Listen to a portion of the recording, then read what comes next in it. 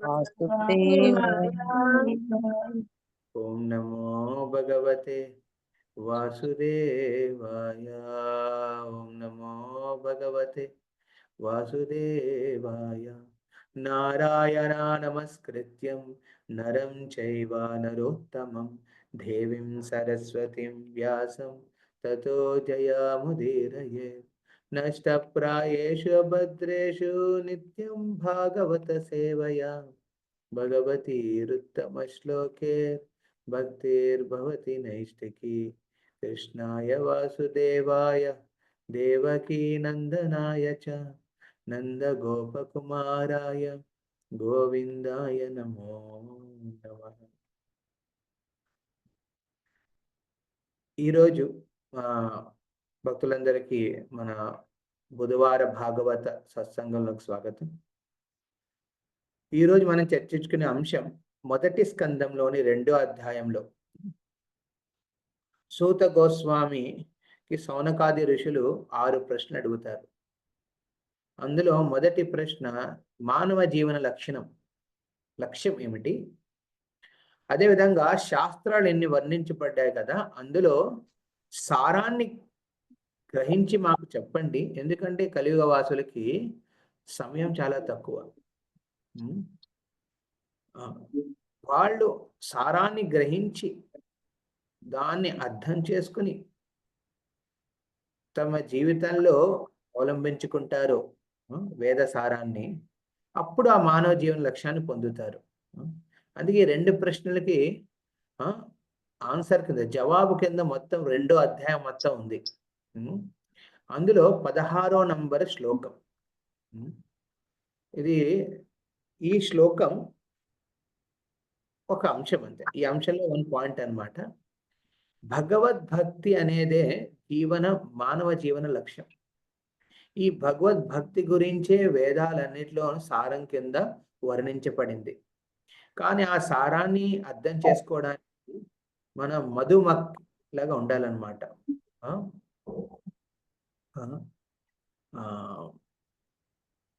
తేనెటీగలాగా.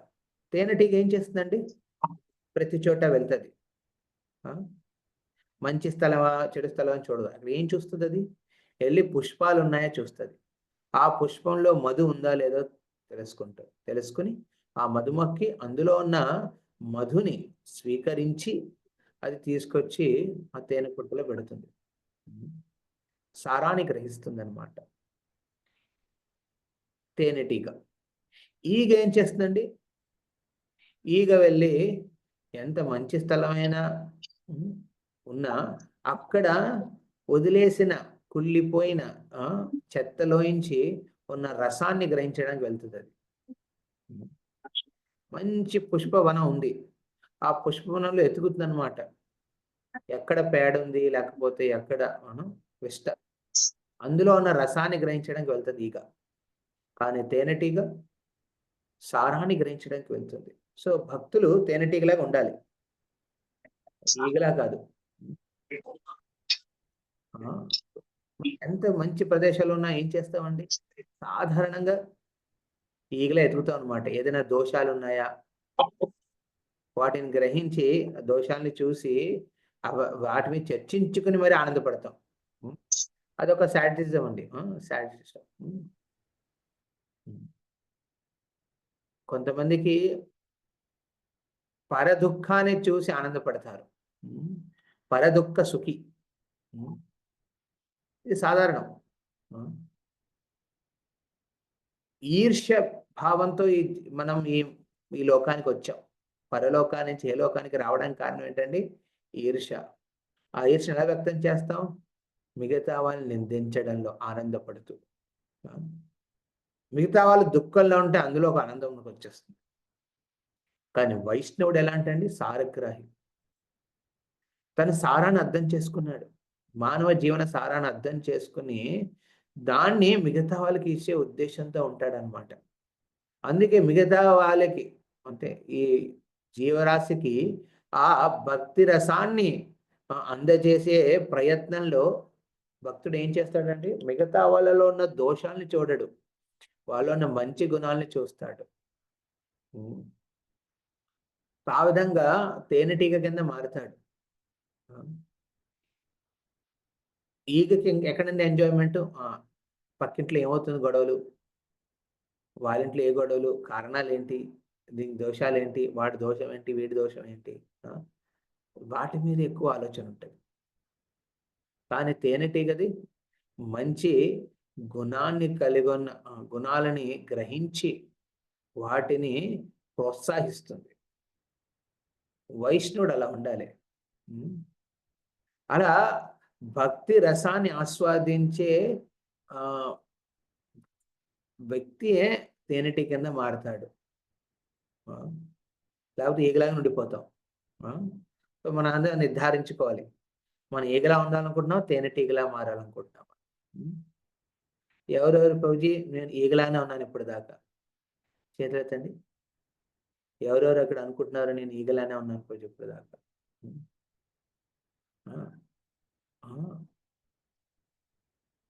ఎవరు ఎత్తట్లేదు చేతులు? అర్థమవుతుందని చెప్పేది? ఎవరెవరికి అర్థమవుతుంది చెప్పేది? హరే కృష్ణ. ఒక చోట ఇద్దరు కూర్చుని వింటున్నారు డిఫరెంట్ మొబైల్ ద్వారా, అందుకే సౌండ్ వస్తుంది. ఓకే, అర్థమైంది కదా? ఓకే, ఎంతమంది ఎత్తారు? 4 ఎత్తారు. ఓకే, 5 మంచిది.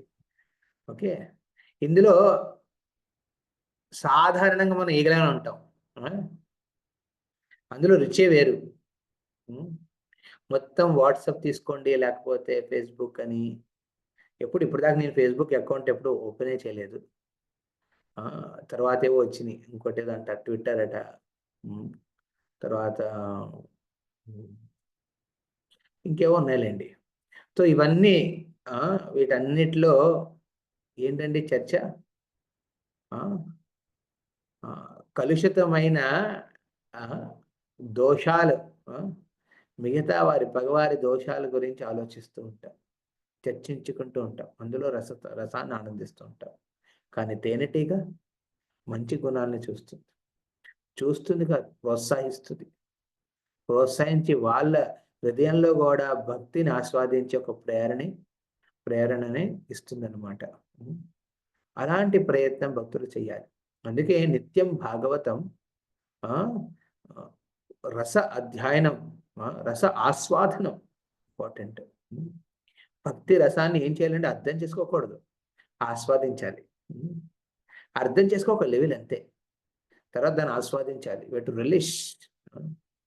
ఈ రసాన్ని ఆస్వాదిస్తే న్యాచురల్లీ మిగతా వాళ్ళు చెడు గుణాలు వినేటప్పుడు మీ చెవులు కొంచెం దురదగా ఉంటుంది.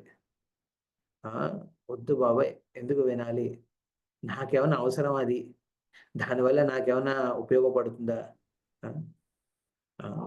ఏదైనా చర్చ అయ్యేటప్పుడు 3 అంశాలు మనం ఆలోచించుకోవాలి. ఆ చర్చ నాకు అవసరమా? ఫస్ట్ది. రెండవది అవసరం ప్రభు, చాలా అవసరం, వాడి చెడు వినాలి, వాళ్ళ దోషాలు వింటేనే కదా తెలుస్తుంది వాళ్ళు ఎలాంటి వాళ్ళు కాదనేది. అవసరం అనుకుంటారు. తర్వాత రెండో ప్రశ్న అడగాలి, అవసరం సరే, ఇది అవసరమైనప్పుడు ఆ చర్చ వల్ల నీకేమైనా లాభం వస్తుందా నీ జీవితంలో? అది రెండో ప్రశ్న.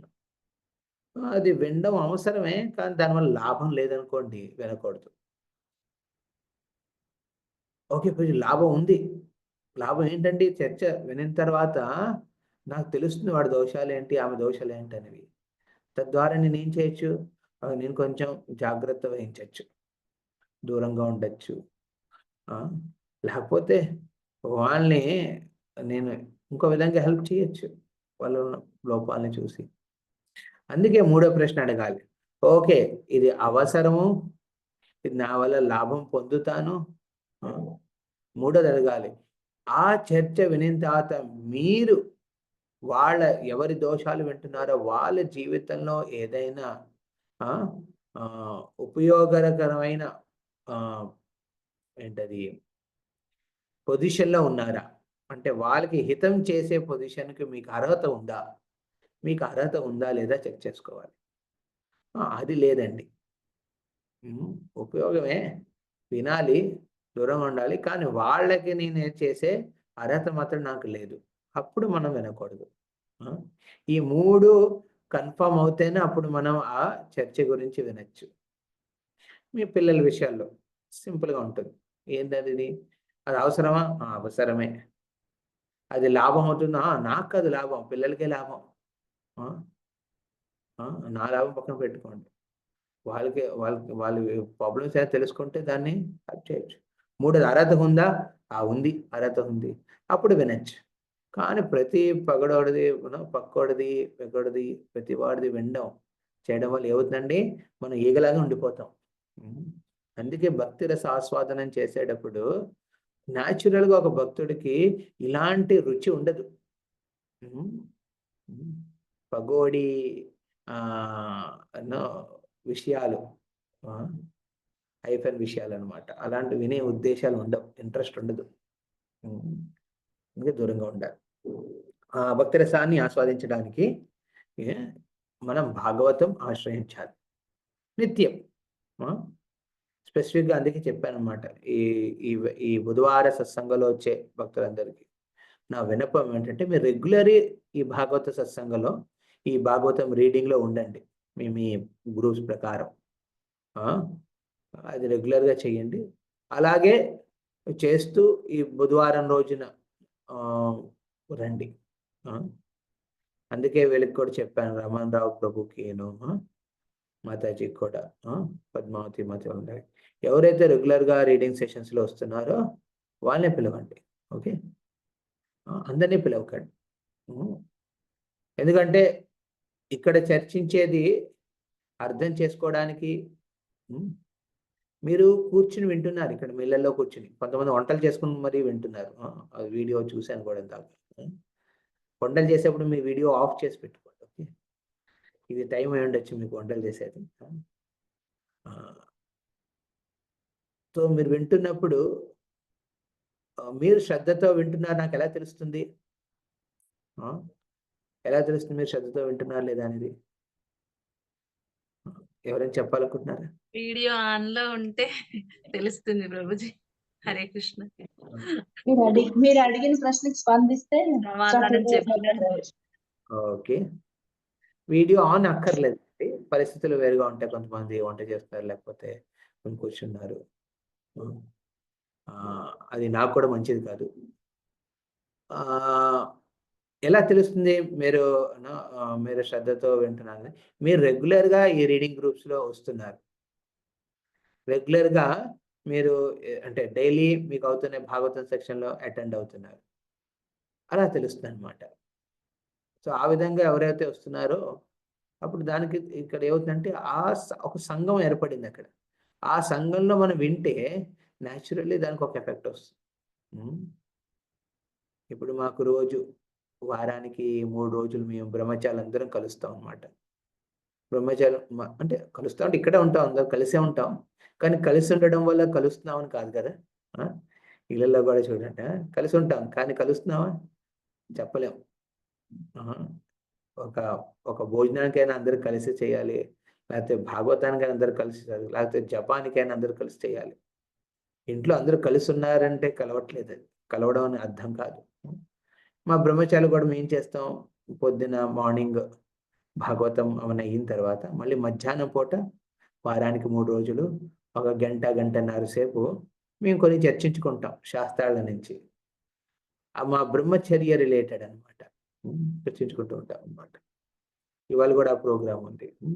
అయితే మంగళ, బుధ, గురువారాలు. ఈ విధంగా మేము చేస్తాం. తద్వారా ఏమవుతుందంటే ఆ సాంగత్యం కొంచెం అంటే బలపరుతుందనమాట. అలా ఆ సాంగత్యంలో మీరు భాగవతం వింటే అప్పుడు అది మీకు హృదయానికి టచ్ అవుతది. Very important.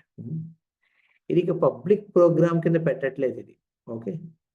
నేను గూడా స్పెసిఫిక్‌గా చెప్పాను. ఎవరైతే రెగ్యులర్‌గా భాగవతం ఆశించి గ్రూప్‌లో చదువుతున్నారో వాళ్ళే రండి. హ్మ్. సో, ఇవాళ మనం మొదటి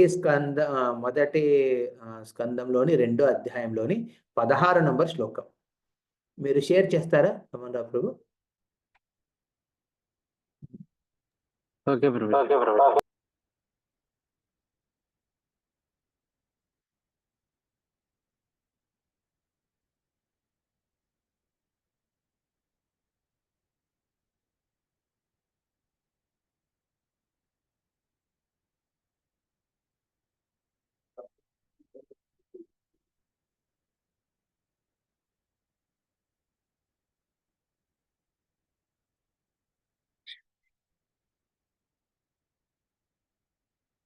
హరే కృష్ణ. నా సౌండ్ క్లియరేనా ప్రభుజీ? క్లియర్ గానే ఉంది ప్రభుజీ. యా యా, ఠీక్ హై. 1:2:16 ఓపెన్ చేస్తారా ప్రభుజీ?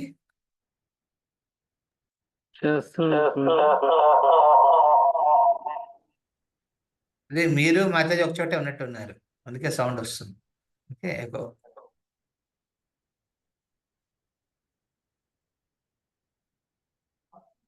ఓకే, నేను శ్లోకం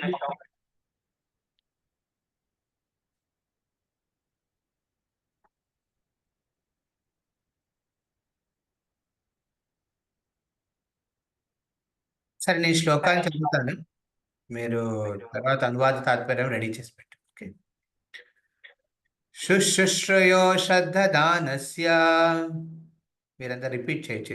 ఇది 1:2:16 సూత గోస్వామి సౌనకాది ఋషులకి వర్ణిస్తున్నారనమాట. శుశ్రూషో శ్రద్ధదానస్య.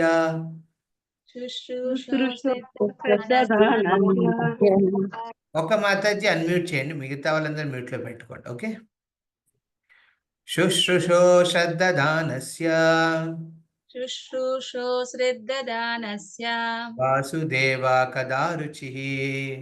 వాసుదేవా కథారుచిః. వాసుదేవా కదా రుచిః. వాసుదేవా కథారుచిః. యాన్మహత్సేవయా విప్ర. స్యాన్మహత్సేవయా విప్రా. యాన్మహత్సేవయా విప్ర.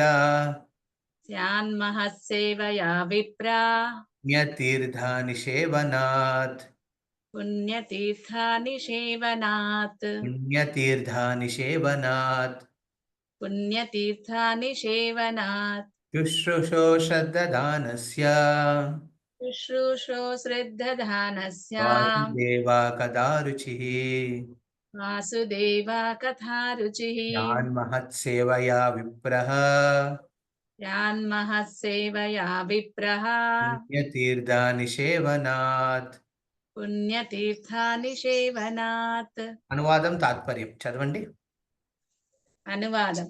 శుశ్రూషో శ్రవణం చేయుటయందు నిమగ్నమైనవాడు, శ్రద్ధదానస్య నమ్రత మరియు శ్రద్ధతో, వాసుదేవ కథారుచిః శ్రీకృష్ణుని కథలను శ్రవణం చేయుటయందు ఆసక్తి, స్యాత్ సాధ్యమగును, మహత్ సేవయ శుద్ధ భక్తులను సేవించుట చేత, విప్రాహ విప్రులారా, పుణ్యతీర్థ పాపములను సంపూర్తిగా నశించిన వారు, నిషేవనాత్ సేవ ద్వారా.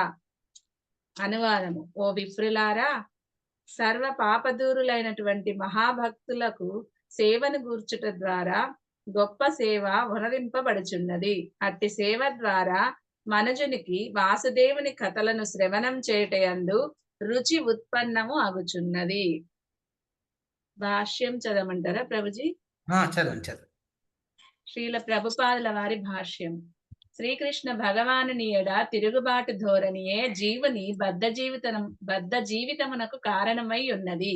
దేవతలు అనగా దైవ లక్షణములు కలిగిన జీవులు, అసురులు, దానవులు అనడి వారలలో అసురులు సదా భగవానుని ఆధిపత్యమునకు వ్యతిరేకులై ఉందురు. అసురులైన వారి విస్తృత వర్ణనము భగవద్గీతలోని 16వ అధ్యాయమున ఒసగబడినది.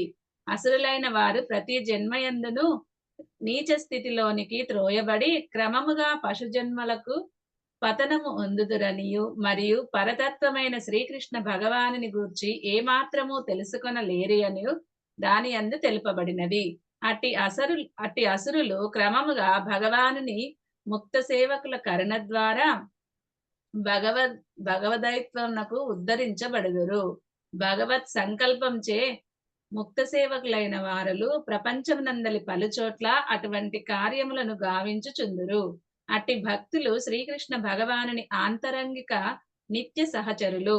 మానవ సమాజమును నాస్తికత్వం అనేది గొప్ప ప్రమాదం నుండి రక్షించుటకు అరుదించినప్పుడు వారు శక్తిపూర్ణములైన భగవదావతారములుగాను, భగవానుని పుత్రులుగాను, భగవానుని సేవకులుగాను లేదా పార్షదులుగాను తెలియబడుదురు. కాని వారెన్నడూ తాము భగవానులమని అసత్యముగా ప్రకటించుకొనరు. అసురులే అటువంటి నిందాపూర్ణమైన వాక్యములను పలుకుచుందురు. అట్టి అసుర స్వభావుల అసురులు కూడా వారిని భగవానునిగా లేదా భగవదవతారముగా అంగీకరింతురు. భగవదవతారములను గూర్చి శాస్త్రములందు నిర్దిష్టమైన సమాచారము లభించుచున్నందున శాస్త్రములచే ధృవపరచబడినదే ఎవ్వరిని కూడా భగవానుడని కాని భగవదవతారమని కాని ఎవ్వరును అంగీకరింపరాదు. భగవద్ధామమును చేరగోరు భక్తులు శ్రీకృష్ణ భగవానుని సేవకులను భగవంతుని వలె గౌరవించవలను. అటువంటి భగవత్ సేవకులు మహాత్ములు లేదా తీర్థులు అని పిలువబడుదురు. వారు దేశ కాలానుగుణముగా ప్రచారం గావించుచుందురు. కృష్ణ భక్తిని స్వీకరించమని జనులను అర్థించడి ఆ మహాత్ములు తమను జనులు భగవానుడు అని కీర్తించినచో సహింపరు. శాస్త్ర సూచనలను అనుసరించి శ్రీ చైతన్య మహాప్రభువు స్వయం శ్రీకృష్ణుడైనను భక్తునిగా పాత్ర పోషణము కావించి ఉన్నారు. తనను భగవానునిగా ఎరిగిన జనులు భగవానుడు అని సంబోధించినప్పుడు ఆయన తన 2 చెవులను మూసుకొని విష్ణునామమును ఉచ్చరించడి వారు. తాను నిస్సందేహముగా భగవానుడైనను భగవానునిగా పిలువబడుటకు ఆయన తీవ్ర నిరసనను తెలిపియుండిరి. భగవానునిగా పిలువబడుటయందు ఆనందముననుభవించు అధర్మ వర్తనులను హెచ్చరించుటకే మహాప్రభువు అట్లు వర్తించి ఉండిరి. భగవత్ చైతన్యమును ప్రచారం చేయు ఉద్దేశంతోనే భగవత్ సేవకులు అరుదించుచుందురు. బుద్ధిమంతులైన వారు అట్టి మహాత్ములకు సర్వ విధములుగా సహాయమును కూర్చవలను. భగవానుని ప్రత్యక్షముగా సేవించుట కన్నను భగవత్ సేవకుని సేవించుట ద్వారానే మనుజుడు భగవానుని అమితముగా తృప్తిపరచగలడు. అట్టి సేవకులైన వారు భగవత్ సేవార్థమై తమ జీవితములను కూడా పణము పెట్టి ఆ దేవదేవునికి ప్రీతిపాత్రులు అగుదురు. కనుకనే వారు తగిన రీతి గౌరవింపబడినచో శ్రీకృష్ణ భగవానుడు అధికముగా గౌరవింపబడినచో శ్రీకృష్ణ భగవానుడు అధికముగా ముదమునందును. తన వైభవమును చాటుటకు సర్వస్యమును పణముగా పెట్టెడి భక్తుని కన్నను వేరెవ్వరునూ తనకు అధిక ప్రియుడు కాజాలడని శ్రీకృష్ణ భగవానుడు గీతలో 18వ అధ్యాయంలో 69వ శ్లోకం యందు ప్రకటించి ఉన్నాడు. అట్టి భగవత్ సేవకులను సేవించుట ద్వారా మనుజుడు క్రమముగా తాను సేవించడి మహాత్ముల లక్షణములను పొందగలిగి కృష్ణ కథలను శ్రవణము చేయుటకు అర్హుడు కాగలడు. భగవంతుని గూర్చిన అటువంటి శ్రవణాసక్తియే కృష్ణలోకమును పొంద అర్హుడైన భక్తుని యొక్క ప్రథమ యోగ్యత అయి ఉన్నది. హరే కృష్ణ. హరే కృష్ణ. ధన్యవాదాలు ప్రభుజీ, ధన్యవాదాలు. ఓం జ్ఞానతిమిరంధస్య జ్ఞానాంజనశలాకయ చక్షురున్మిలితం యేన తస్మై శ్రీగురవే నమః. నమో ఓం విష్ణుపాదాయ కృష్ణప్రేష్ఠాయ భూతలే శ్రీమతే భక్తివేదాంత స్వామినితి నామినే. నమస్తే సరస్వతీ దేవే గౌరవాణి ప్రచారిణే నిర్విశేష శూన్యవాదే పాశ్చాత్యదేశతారిణే. జై శ్రీకృష్ణ చైతన్య ప్రభు నిత్యానంద శ్రీ అద్వైత గదాధర శ్రీవాసాది గౌరభక్త వృంద.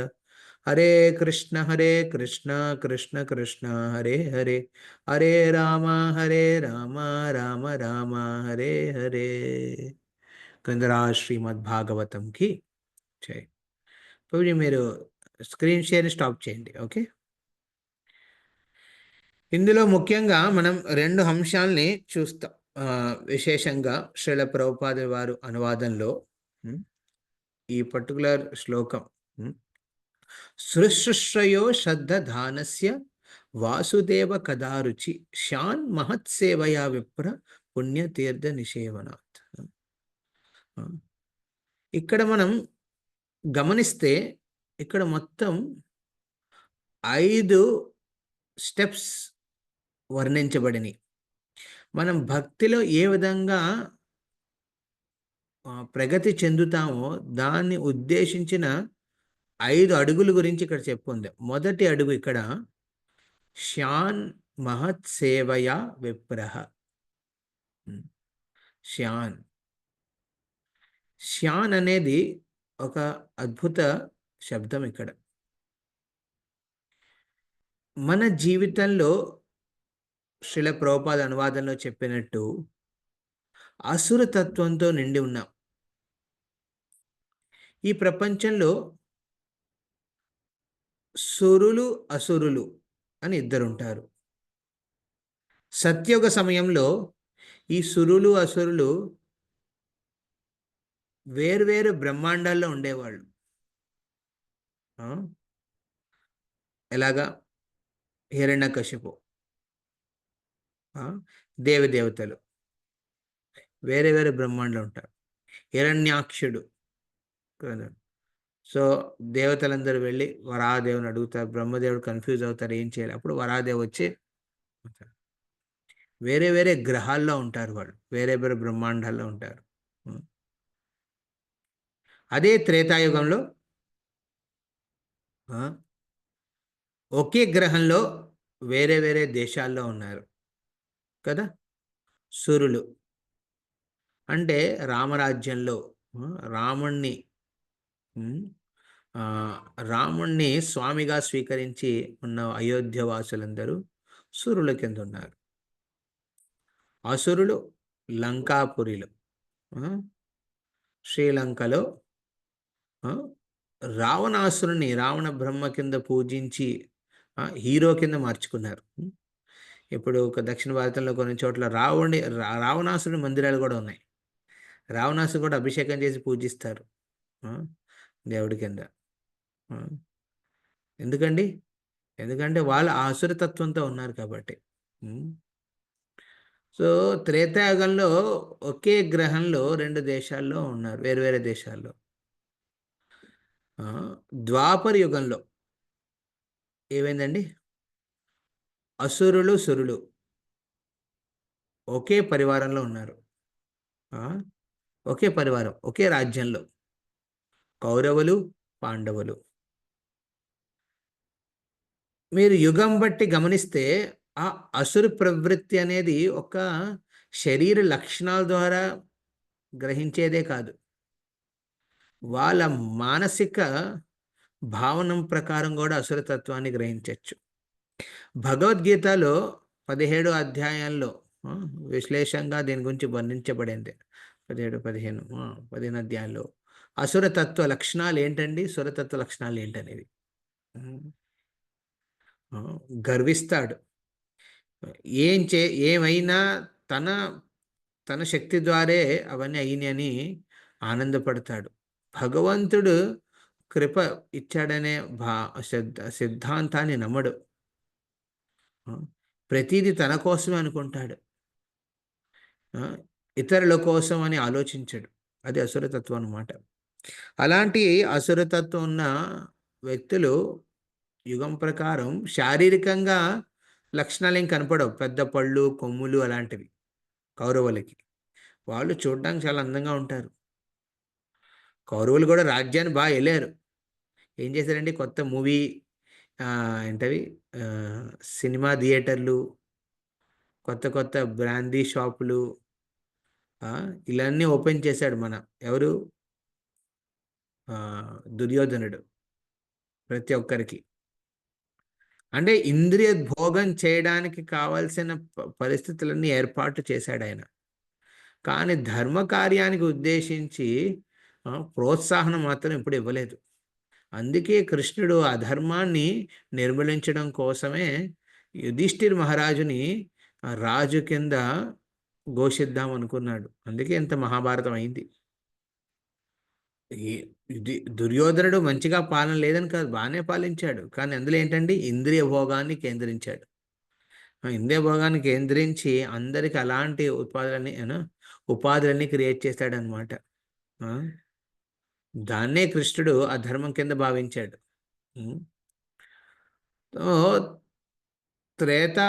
ద్వాపర యుగంలో ఒకే పరివారంలో, ఒకే రాజ్యంలో అసురులు సురులు ఉన్నారండి. కానీ కలియుగం రాగానే ఒకే మనిషిలో సురతత్వము అసురతత్వం 2 ఉన్నాయి. అప్పుడప్పుడు దైవ గుణాలు వస్తాయండి. మ్యాక్సిమం టైం మనం అసుర గణాలతో ఉంటాం. అసుర గణాలతో కొంతసేపు మనం బాగానే ప్రవర్తిస్తాం, కానీ ఎప్పుడైతే మనకు మండుతుందో, ఆ, మండినప్పుడు మన అసురు గుణాలు బయటకు వస్తాయి అన్నమాట. సడన్గా చెప్పలేం. అందుకే కలియుగంలో నిర్మూలన, హతమార్చడం కష్టం. శ్రీ చైతన్య మహాప్రభు రూపగోస్వామి ఇక్కడ ప్రభుపాదుల వారు చైతన్య మహాప్రభు లీల గురించి వర్ణించారు. ఓకే, చైతన్య మహాప్రభు లీలలో విశేషమైన ఒక అద్భుత లీల అయ్యింది. ఎవరిదండి? జగాయ్ మధాయ్. ఈ జగదానంద మాధవానంద 2 బ్రాహ్మణులు వీళ్ళు యాక్చువల్లీ. కానీ వాళ్ళ అసత్సంగం ప్రభావం వల్ల వాళ్ళు అన్ని ఏ నియమాలైతే మనం పాటిస్తామో వైష్ణవులు అయ్యుండి, ఆ నియమాలన్నిటినీ ప్రతిరోజు నియమపూర్వకంగా ఉల్లంఘించేవారనమాట. ఆ 4 నియమాలని నియమపూర్వకంగా ఉల్లంఘించేవారు. మాంసాహారం, వ్యభిచారం, తర్వాత జూదం, మదిరం, మదిరపానీయం, ఇలాంటి దాంట్లో ప్రతిరోజు ఉండి వాళ్ళ పేర్లు మారిపోయినాయి అనమాట.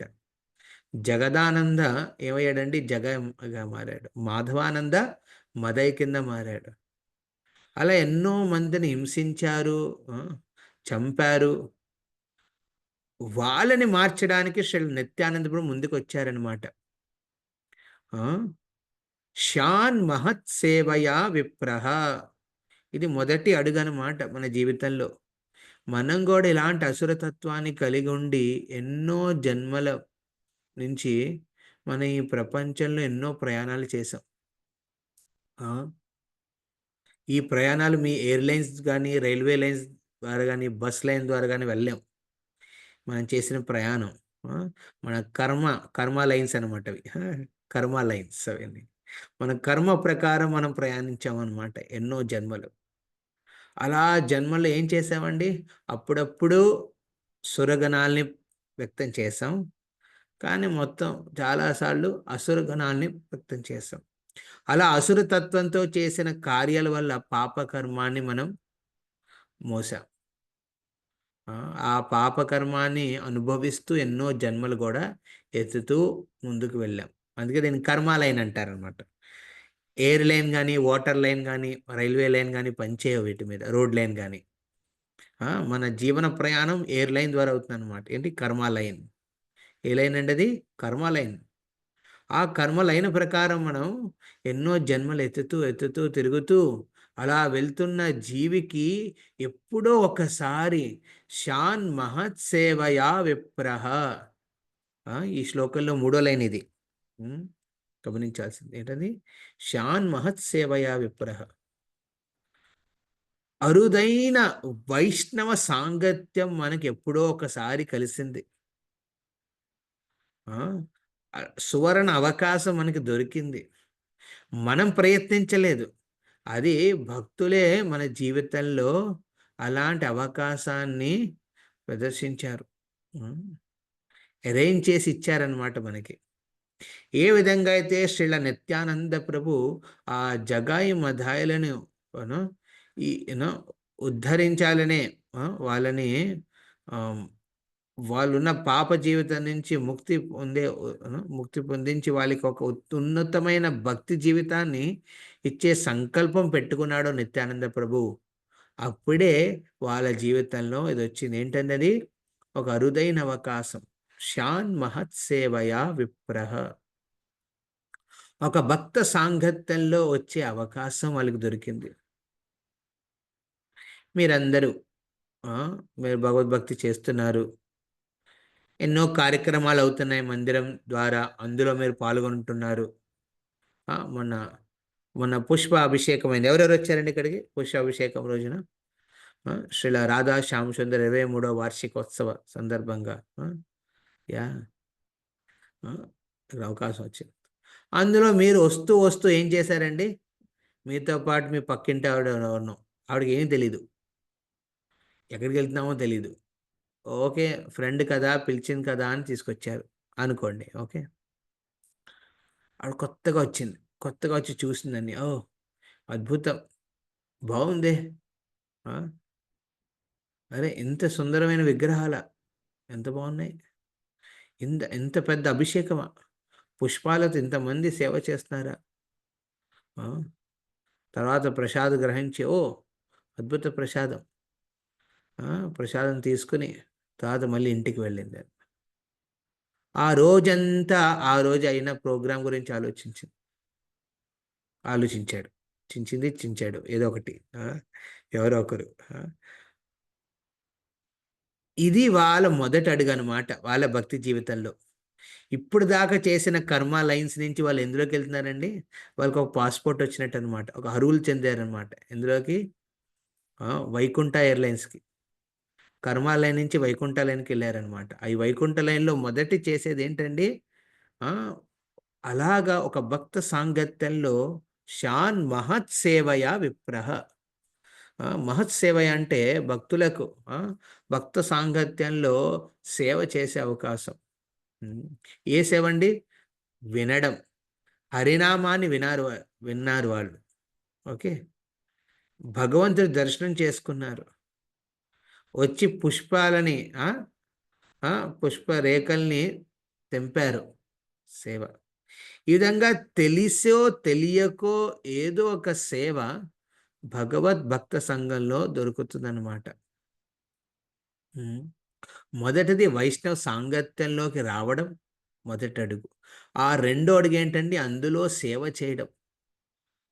అక్కడికి వచ్చి ప్రసాద్ స్వీకరించడం కూడా ఒక సేవే, వచ్చి వినడం కూడా ఒక సేవే, అదేవిధంగా చేతులతో కాళ్ళతో కూడా సేవ చేయడం కూడా సేవే. బాగుందిరా, బాగుంది మాతాజీ ఇక్కడ అని తన పర్సులో ఉన్న డబ్బులు తీసి అక్కడ సేవా కౌంటర్లో కట్టడం, అది కూడా ఒక సేవే. ఈ విధంగా శ్యాన్ మహత్ సేవయా విప్రహ, ఈ మొదటి రెండు అడుగులు ఒక భక్తుడు తన జీవితంలో తీసుకుంటాడనమాట. ఆ విధంగా కర్మాలయం నుంచి వైకుంఠాలయానికి మారుతాడు. మీకు అర్థమవుతుంది కదా? కర్మాలయం మనం ప్రయాణించే ఎయిర్లైన్స్ అనమాట. అది కర్మ ఎయిర్లైన్స్ నుంచి వైకుంఠ ఎయిర్లైన్లకు మారుతారనమాట, షిఫ్ట్ అవుతాం అనమాట. అలా ఆరంభమైన భక్తి జీవనం, భక్తి ప్రయాణం ఇంకా మూడో అడుగు వేస్తుంది. ఏంటండి అది? శ్యాన్ మహత్ సేవయా విప్ర తర్వాత వచ్చేది శ్రద్ధదానస్య, శుశ్రూషో శ్రద్ధదానస్య. ఇది మూడో అడుగు అనమాట. అలా భక్త సాంగత్యంలోకి అప్పుడప్పుడు వస్తూ వస్తూ భక్తుల మీద శ్రద్ధ పెరుగుతుంది. అందులో భక్తులు ఎన్నో రకాలుగా ఉంటారు. కొంతమంది మధ్యం అధికారి లెవెల్లో ఉంటారు, ఉత్తమ భక్తుల కింద. వాళ్ళు ఎంతో నిష్ఠతో తమ జీవితంలో ఎంతో భక్తిమయ సేవ భగవంతుడికి అర్పిస్తున్నారు. కొంతమంది కొత్తగా భక్తిలోకి వచ్చి జపం చేస్తూ మిమ్మల్ని కూడా ప్రోత్సహిస్తూ ఉంటారు. అలాంటి భగవద్భక్త సాంగత్యంలో మీకు శ్రద్ధ పెరుగుతుంది. ఎవరి మీదండి? భక్తుల మీద. రెండవది ఈ భక్తి మార్గం మీద శ్రద్ధ పెరుగుతుంది. మూడవది భగవంతుడి మీద శ్రద్ధ పెరుగుతుంది. ముందు భగవంతుడిని మనం ఎలా చూస్తాం? మన ఆర్డర్ సప్లయర్ కింద చూస్తాం అనమాట. నా జీవితంలో ఇవి అవ్వట్లేదు భగవంతుడా, ఇవన్నీ పోతే ఇవన్నీ ఫుల్ఫిల్ చేయి, అప్పుడు నీకు నీ మొక్కు తీర్చుకుంటాను, ఇవి కడతాను అవి కడతాను, లేకపోతే ఈ పూజ చేస్తాను, ఆ హోమం చేస్తాను, ఆ వ్రతం చేస్తానని చెప్తాం. కానీ ఇప్పుడు భగవంతుడి మీద శ్రద్ధ ఎలా పెరుగుతుందండి? భగవంతుడే శాశ్వతం, ఆయనకి మనం నిత్య దాసులం అనే తత్వాన్ని గ్రహిస్తాం, అర్థం చేసుకుంటాం. అలా భగవంతుడు నిత్య దాసులు అయ్యేదే మన జీవన లక్ష్యం కింద మార్చుకుంటాం. మనం చేసే మార్గం ఏంటండి? భక్తి మార్గం. ఇలా ఈ శ్రద్ధ పెరుగుతుందన్నమాట భగవంతుడి మీద, భక్తి మార్గం మీద, అదేవిధంగా భక్తుల మీద. ఈ ముగ్గురి మీద శ్రద్ధ పెరుగుతుంది. ముందు వచ్చినప్పుడు కొంత శ్రద్ధతో వస్తాం అనమాట. ఫ్రెండ్ పిలిచారు, ఈవిడ పిలిచింది, ఆవిడ పిలిచింది, లేకపోతే ఈయన ఎవరో అన్నారు ప్రోగ్రాం ఉంది, లేకపోతే మీరు రోడ్డు మీద వెళ్తూ సడన్గా చూశారు ఆవిడ కీర్తన అవుతుంది, ఆ కీర్తనలో పాల్గొన్నారు, అక్కడ ఇచ్చిన ప్రసాదం స్వీకరించారు. అలా షాన్ మహత్ సేవయ విప్ర తర్వాత వచ్చే మూడో అడుగు ఏంటండి? శుశ్రూషయో శ్రద్ధదానస్య. శ్రద్ధతో ఆ భక్తి మార్గంలో వినడం స్టార్ట్ చేస్తారు. అందుకే భక్తులందరికీ మూడో అడుగులో ఏంటండి, మనం ఒక గైడెన్స్లో ఉండడం అవసరం. ఒకరిని ఫాలో అవుతున్నాం, ఒకరు చెప్పిన విధంగా ముందుకు వెళ్తున్నాం, అది వెరీ ఇంపార్టెంట్ అనమాట. అలా మూడో అడుగు శ్రద్ధ దానస్య ఇది చెప్పారు. అందుకే ప్రభుపాద అనువాదంలో తాత్పర్యంలో మీరు గమనించుంటే ఈ అసురతత్వాన్ని నుంచి సురతత్వానికి ఆ, ఆను, మారే అడుగు ఎప్పుడు వస్తుందండి, మీ జీవితంలో ఎప్పుడైతే భక్తుల సాంగత్యం దొరుకుతుందో. ఆ, అలాంటి భక్త సాంగత్యానికి మీరు ఎప్పుడూ దాసోస్మి కింద ఉండాలి, దాసోహులై ఉండాలి. శ్రీల నిత్యానంద ప్రభు జగాయి మదాయిలకు అలాంటి ఒక అవకాశాన్ని ఇచ్చారు. ఆ మొదటి అవకాశాన్ని వాళ్ళు తీసుకున్నారా? తీసుకోలేదు. రెండో అవకాశాన్ని ఇద్దరూ తీసుకోలేదు, అందులో ఒక్కడే తీసుకున్నాడు. అలా తీసుకున్న తర్వాత మూడో ప్రయత్నంలో శ్రీ నిత్యానంద ప్రభు చైతన్య మహాప్రభు కృప ద్వారా ఏమైందండి, జగాయి మదాయిలు మళ్ళీ భక్తి మార్గంలోకి, అంటే వాళ్ళు భక్తి మార్గంలోకి శ్రద్ధతో వచ్చారనమాట. ఎంతో మార్పు వచ్చింది వాళ్ళ జీవితంలో. అప్పుడు చైతన్య మహాప్రభు అంటారు, వాళ్ళని ముందు కింద భావించకండి, ముందు వాళ్ళున్న అసురతత్వం గురించి ఎప్పుడు ఆలోచించకండి. వాళ్ళు ఇప్పుడు భక్తులు, వాళ్ళు ప్రేమమయ భక్తులు. ఇప్పుడు జగదానంద మాధవానంద వాళ్ళ పేర్లు మళ్ళీ మార్చారనమాట, శ్రీల చైతన్య మహాప్రభు. ఇలాంటి అవకాశాన్ని ఇచ్చే భక్తుల సాంగత్యం మనం ఎప్పుడూ కోల్పోకూడదు.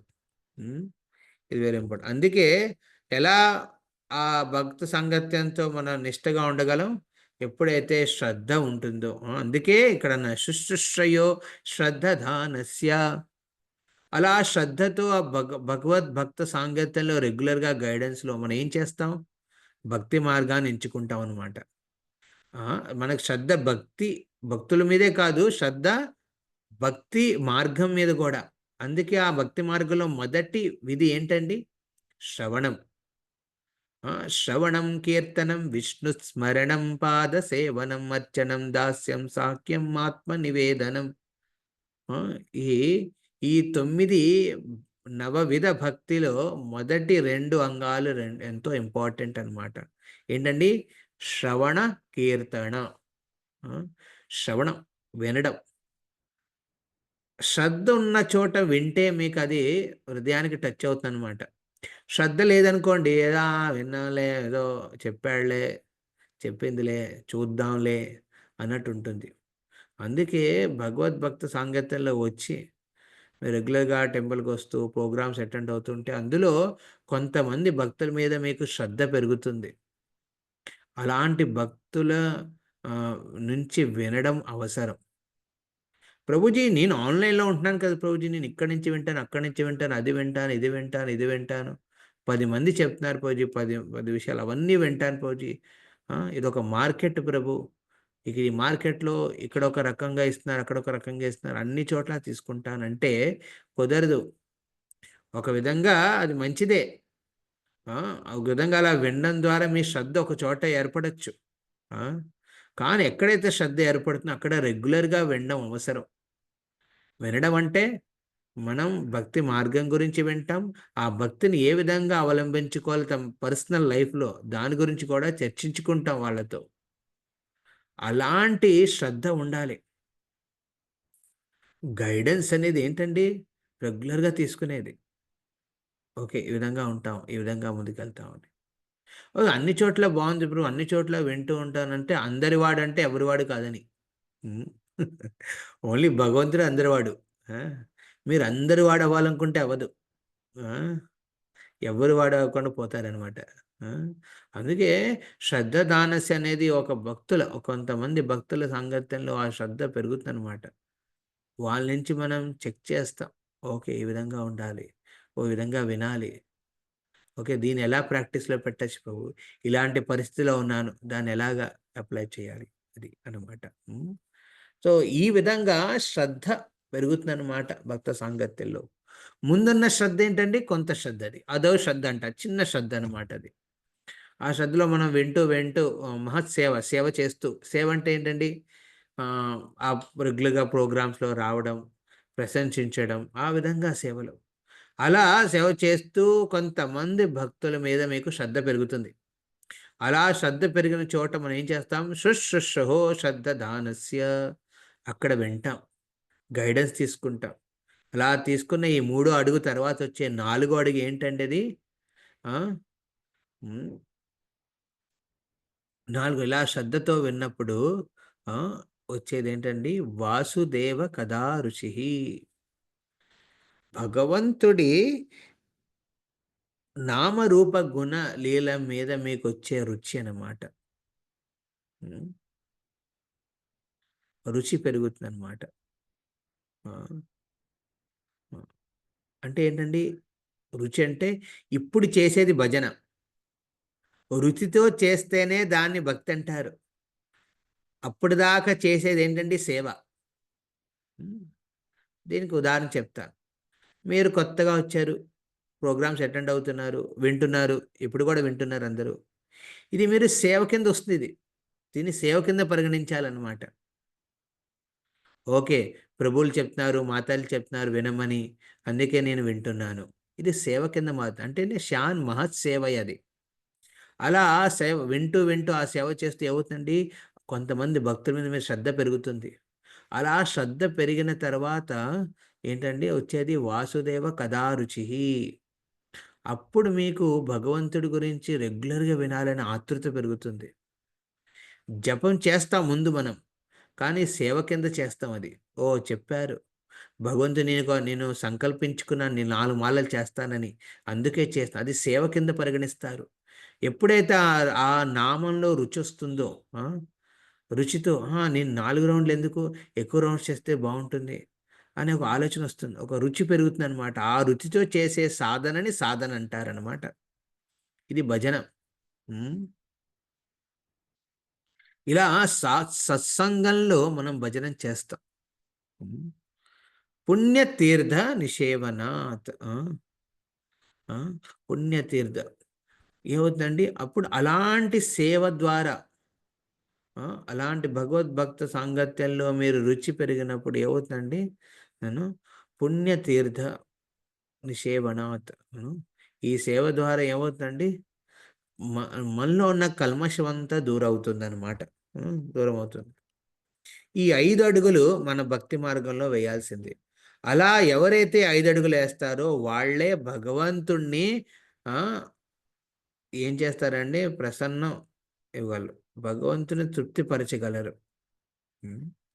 ఇవాళ మొదటి మెయిన్ ముఖ్య అంశం ఏంటండి? భగవంతుని ఎలా తృప్తిపరచాలి. సో అనువాదంలో, తాత్పర్యంలో శ్రీల ప్రభుపాదు లాస్ట్ పారాలో దీని గురించి చెప్పారు. భగవంతుడి సేవకులు ఏం చేస్తారండి? భగవద్భక్తి గురించి ఎన్నో ప్రచారం కోసం ఎన్నో ప్రయత్నాలు చేస్తారు. అలాంటప్పుడు బుద్ధిమంతులైన వాళ్ళు ఏం చేయాలండి? అలాంటి భక్తులతో, ఉత్తమ భక్తులకి సహకరించాలి, అన్ని విధాలుగా సహకరించాలి. సహకరించడం అంటే వాళ్ళకి సేవా దృక్పథంతో సేవ చెయ్యాలన్నమాట. మనం సేవ చేస్తాం అలాంటి భక్తులకు, ఎవరైతే భగవత్ ప్రేమని ఈ ప్రపంచానికి అందజేసే ప్రయత్నంలో ఉన్నారో. ఎవరండి? శ్రీల ప్రభుపాదుల వారు ఈ భగవద్భక్తిని మొత్తం ప్రపంచానికి అందజేసే ప్రయత్నంలో ఈ ఇస్కాన్ సంస్థని స్థాపించారు ఎన్నో చోట్ల. ఇప్పుడు సుమారు 650 సెంటర్లు ఉన్నాయి. ప్రతి సెంటర్లో ఇదే ఉద్దేశంతో ఉంటారు. వాళ్ళ వాళ్ళ సైజు మ్యాటర్ కాకపోవచ్చు.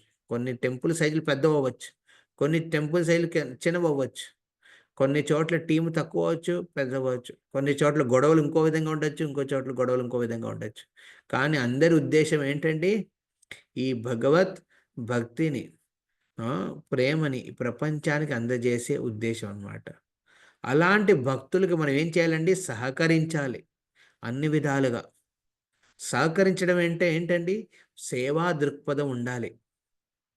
చాలామంది అంటే, ప్రభు నేను సేవ చేస్తున్నాం కదా, నేను మాల సేవ చేస్తున్నాను, లేకపోతే వంట సేవ చేస్తున్నాను, లేకపోతే ఇంకో సేవ చేస్తాను, కానీ ఆ సేవలో మీకు సేవా దృక్పథం లేదనుకోండి, వైష్ణవుల మీద సర్వీస్ యాటిట్యూడ్, ఒక ఒక మీరు శ్రద్ధ, ఎవరైతే శ్రద్ధ ఉందో, ఎవరి మీద అయితే శ్రద్ధ ఉందో వాళ్ళ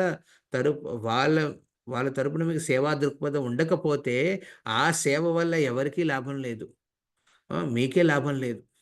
అందులో భగవంతుడి భక్తిలో రుచి రాదు. అందుకే సేవా దృక్పథం ఉండాలి భక్తుల మీద. అలాంటి సేవా దృక్పథం ఉన్న వాళ్ళే భగవంతుని సంతృప్తి పరచగలరు. మనం భగవంతుని డైరెక్ట్లీగా మన శ్రవణ కీర్తనల ద్వారా సంతృప్తి పరచలేం. నేను జపిస్తున్నాను, తద్వారా నేను భగవంతుని సంతృప్తి పరచగలుగుతున్నాను. అలాంటి నమ్మకం ఎవరికైనా ఉందా? అలాంటి దృఢ విశ్వాసం ఎవరికైనా ఉందా? ఓకే పౌజీ కాన్ఫిడెంట్, నేను చాలా కాన్ఫిడెంట్, నేను జపం చేస్తున్నాను, భగవంతుడు ప్రసన్నం అయిపోతున్నాడు. ఎవరైనా అంటారు అలాగా? చేతులెత్తండి. పౌజీ నా భక్తి వల్లే కదా భగవంతుడు ఆనందపడిపోతున్నాడు. ఎవరైనా కాన్ఫిడెంట్గా చెప్పగలరా? నిష్ఠతో చెప్పగలరా? చేతులెత్తండి. కుదరదు. అది భగవంతుడే ఒప్పుకోడు దానికి. భగవంతుడే ఏమంటాడు?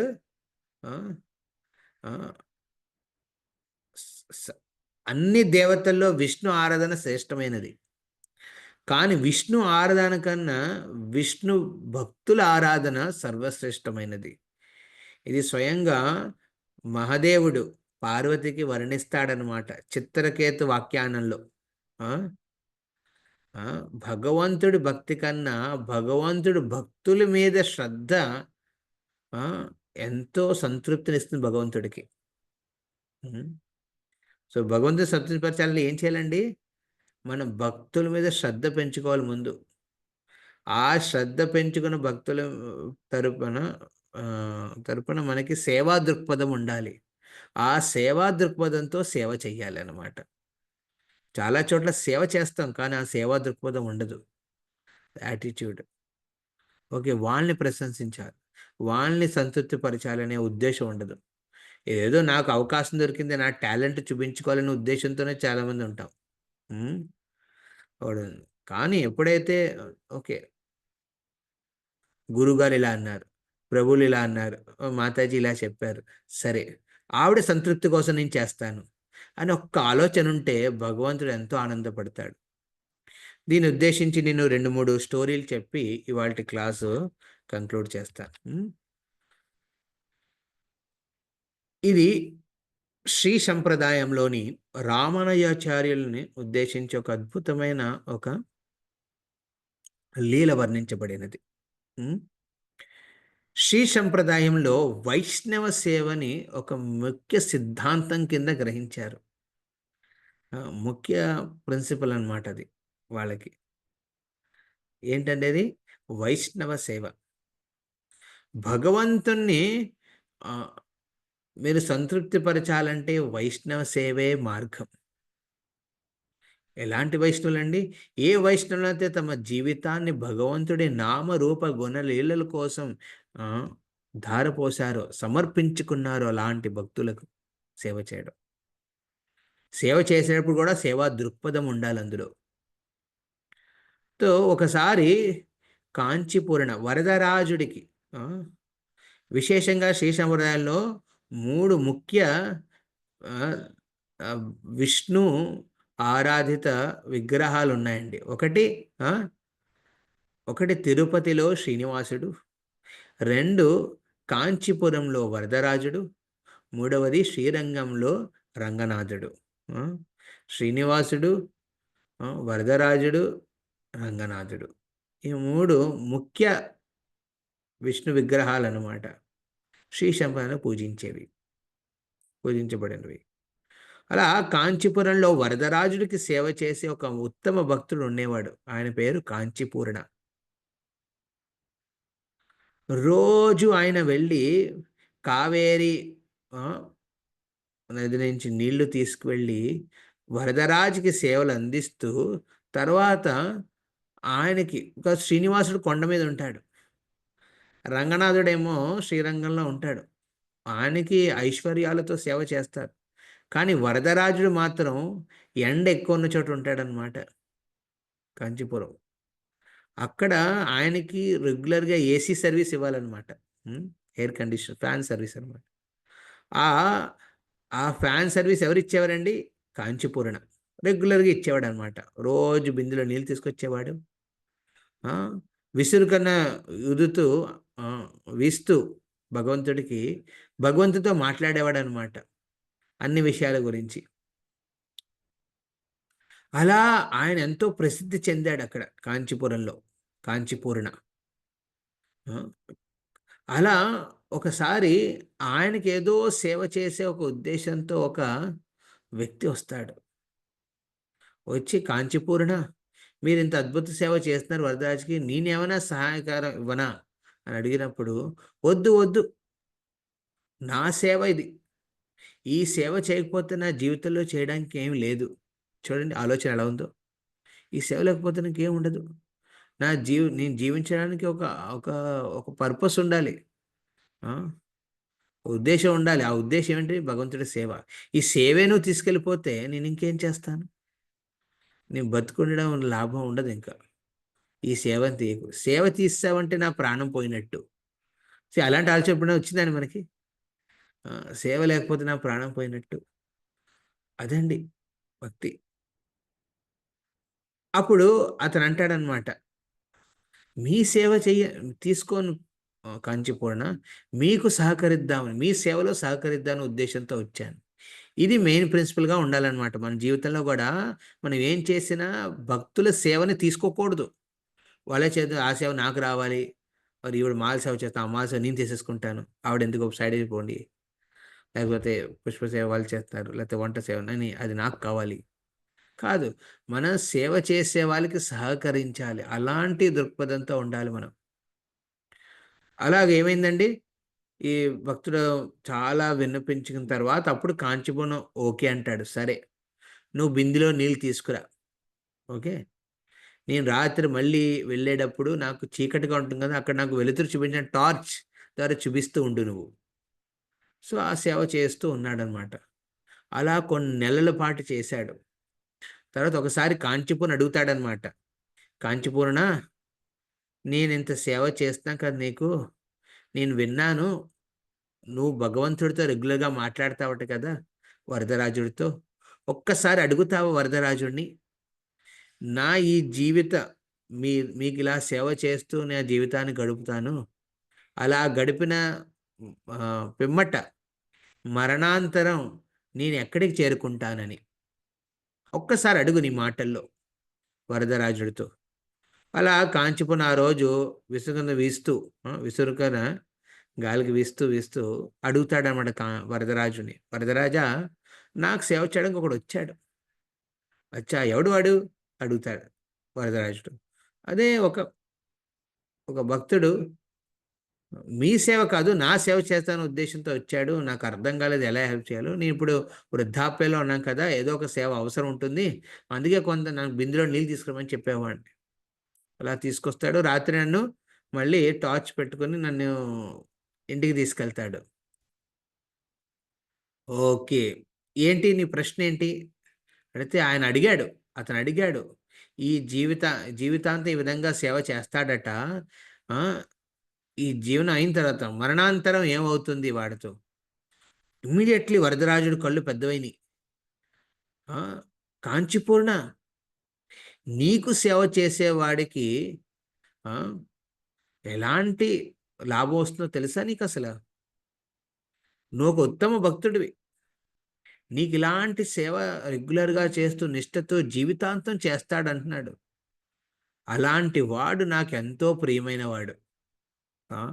తప్పకుండా మరణాంతరం వాడు వైకుంఠానికి వెళ్తాడు. ఎక్కడికి వెళ్తాడండి? డైరెక్ట్గా వైకుంఠ ఎయిర్లైన్స్లో ఎగ్జిక్యూటివ్ సెక్షన్లో కూర్చుని మరీ వెళ్తాడు, వైకుంఠానికి చేరుకుంటాడు. సో కాంచీపురం ఇది విని ఆనందపడి వెళ్ళి ఆ శిష్యుడికి చెప్తాడనమాట, నువ్వు నా సేవ చేస్తున్నావు కాబట్టి భగవంతుడు ఏమన్నాడంటే నువ్వు వైకుంఠానికి వెళ్తాడు. ఎంతో ఆనందంతో ఆ భక్తుడు ఏం చేస్తాడండి, సేవ వదిలేసి వెళ్ళిపోలేదు. చాలామంది ఏం చేస్తారంటే దీక్ష కోసం వెయిట్ చేస్తారనమాట. దీక్ష ఒక్కసారి వచ్చేసింది అనుకోండి వదిలేస్తారు, ఎందుకంటే దీక్ష అయితే అన్నీ అయిపోయినట్టు. ఫీల్ అవుతారనమాట. దీక్ష అయిన తర్వాత కూడా మన ఆ సేవా దృక్పథంతో భగవద్భక్తులకి సేవ చేస్తూ ఉండాలి. అది శిలా ప్రభుపాద మనకు నేర్పింది. తర్వాత కాంచీపూర్ణకి మనసులో ఒక డౌట్ వచ్చిందనమాట, సంశయం వచ్చింది. కాంచీపూర్ణ నెక్స్ట్ రోజు వెళ్ళి వరదరాజుకి సేవలు అందించిన తర్వాత విసునుకర్ర వీస్తున్నప్పుడు ఒక ప్రశ్న అడుగుతాడు. వరదరాజా, నాకు ఒక ప్రశ్న. అరే నీకేంటి ప్రశ్న ఇప్పుడు? అన్నీ బాగానే నడుస్తున్నాయి కదా సేవలన్నీ. సేవలన్నీ బాగా నడుస్తున్నాయి, కానీ నాకు ఈ ప్రశ్న ఉంది. మరణాంతరం నేనెక్కడికి వెళ్తాను అని అడుగుతాడనమాట. అడిగినప్పుడు వరదరాజుడు, వద్దులే ఇప్పుడు ఎందుకులే దీని గురించి డిస్కషన్, తర్వాత మాట్లాడుకుందాం అని అంటాడు. ఎందుకు తర్వాత మాట్లాడుకోవాలి? నువ్వు చెప్పవా? నీకు ఇంతలా సేవ చేస్తాను, నీతో రోజు మాట్లాడతాను, కబుర్లు చెప్పేవాడు ఎవడూ లేడు నీ దగ్గర. నేను కబుర్లు చెప్తాను, నీకు సేవ అందిస్తున్నాను, ఇంత వృద్ధాప్యం వచ్చినా నీకు సేవ చేస్తాను, ఏమవుతుందంటే నేను వైకుంఠాన్ని చేరుకుంటానా? అప్పుడు వరదరాజుడు అంటాడు, వదిలే వదిలే దీని గురించి. కాదు, నువ్వు చెప్పాలి ఇప్పుడు, చెప్పకపోతే నేను వదలను, ప్రతిసారి అడుగుతూనే ఉంటాను. అప్పుడు వరదరాజు అంటాడు, యాక్చువల్లీ నువ్వు వైకుంఠాన్ని చేరుకోలేవు, నువ్వు వైకుంఠానికి వెళ్ళలేవు. నేనెందుకు వైకుంఠానికి వెళ్ళలేను? నీ సేవ చేస్తాం కదా. నువ్వు నా సేవ చేస్తున్నావు, నాతో మాట్లాడే ఒక అద్భుత అవకాశం ఇంకెవ్వరికీ దొరకలేదు ఇక్కడ ఈ ప్రపంచంలో. విధంగా మంచిగా నాకు ఎంతో మంచి ప్రియ భక్తుడివి నువ్వు. స్నేహభావంతో నువ్వు సేవ చేస్తున్నావు నాకు, కానీ నువ్వు వైకుంఠానికి చేరుకోలేవు. ఎందుకు ఎందుకు చేరుకోలే నేను అని అడిగినప్పుడు వరద అంటాడు, నువ్వు నా భక్తుల సేవ చేయట్లేదయ్యా, నువ్వు నా సేవే చేస్తున్నావు ఇన్నేళ్ళ పాటు. నాకు యాక్చువల్లీ నువ్వు ఎంతో ప్రియమైనవి, కానీ నీకన్నా ఎంతో ప్రియమైన భక్తులు ఎవరండి? నీ సేవ చేసేవారు. నా ప్రియ భక్తులు సేవ చేసే వాళ్ళు నా ప్రియ భక్తులు అవుతారనమాట. లేకపోతే వాళ్ళు ఒక భక్తుల కింద ఉండిపోతారు. ప్రియ భక్తులు అవ్వాలంటే ఏం చేయాలండి? భగవద్ భక్తులకి సేవ చెయ్యాలి. అది విన్న కాంచీపూర్ణ ఆ సమయానికి ఏం చేశాడు? విసురుకర్ని కింద పెట్టేశాడు, నుంచున్నాడు, దండం పెట్టాడు వరదరాజుడికి, ప్రణామాలు చేసి అక్కడి నుంచి బయటకు వెళ్ళిపోయాడు. వరదరాజు అంటాడు, కాంచీపూర్ణ కాంచీపూర్ణ ఎక్కడికి వెళ్తున్నావు? సేవ మధ్యలో వదిలేసావేంటి? ఏదైనా నేను తప్పుగా మాట్లాడాను నీ గురించి? ఏమీ మాట్లాడలేదు, వెళ్ళిపోయాడు. ఎన్నో నెలలు కొనసాగింది. వరదరాజుడు ఎక్కడా కనపడలేదు కాంచీపూర్ణ. సేవకి ఎప్పుడూ రాలేదు కాంచీపూర్ణ. వరదరాజేమో అక్కడ శ్రీనివాసుడికి మెసేజ్ పెట్టాడు, తిరుపతి బాలాజీకి. ఏమయ్యా శ్రీనివాస, నీ దగ్గరికి నా భక్తుడు వచ్చాడా కాంచీపూర్ణ అంటే? ఏం రాలేదే, ఇక్కడేం కనపడలేదు. మళ్ళీ రంగనాథన్ అడిగాడు వరదరాజుడు, నీ దగ్గరికి వచ్చాడా? రాలేదే. ఇప్పుడు ఆ ముగ్గురు స్వాములు కాంచీపూర్ణ కోసం వెతుకుతున్నారు, కానీ కాంచీపూర్ణ తన సమయాన్ని ఒక భక్తుడి సేవ కోసం అని తన ప్రయాణాన్ని కొనసాగించాడు. నేను కూడా నా జీవితంలో ఒక భక్తుడి సేవ చెయ్యాలి, అలా సేవ చేయకుండా నా జీవితం వ్యర్థం. అలా ఆలోచిస్తూ కాంచీపూర్ణ ఏం చేశాడండి? ఒక మారు వేషంలో శ్రీరంగానికి చేరుకొని అక్కడ మహాపూర్ణ అనే తన సహోదరుడు అనమాట, గురు సహోదరుడు, దైవ సహోదరుడు అనమాట, గాడ్ బ్రదర్ అనమాట. ఆ మహాపూర్ణక ఆ గృహస్థ ఇంటికి వెళ్ళి, ఆయన ఇంట్లో కొన్ని ఆవులు ఉన్నాయి, గోశాల ఉంది.